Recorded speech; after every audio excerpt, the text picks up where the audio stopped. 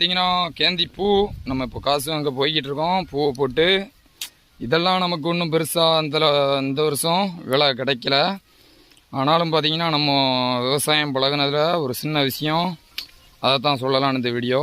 அதாவது நம்ம ஒரே வயலில் பார்த்தீங்கன்னா வெண்டைக்காய், பூ, அப்புறம் கிழங்கு, இந்த 3 பயிர் வச்சுருந்தோம்.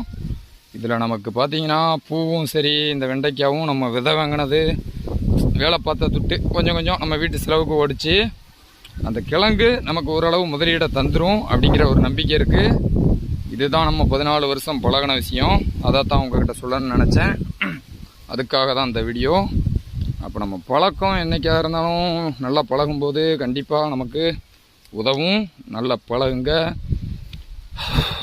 நம்ம ஒரே பயிராக இப்போ வெண்டைக்காய் மாத்திரம் செஞ்சுருந்தாலும் நஷ்டம், பூ மாத்திரம் செஞ்சுருந்தாலும் நஷ்டம். ஆனால் அதில் கிழங்கும் கொஞ்சம் போட்டு வச்சுருக்கோம்.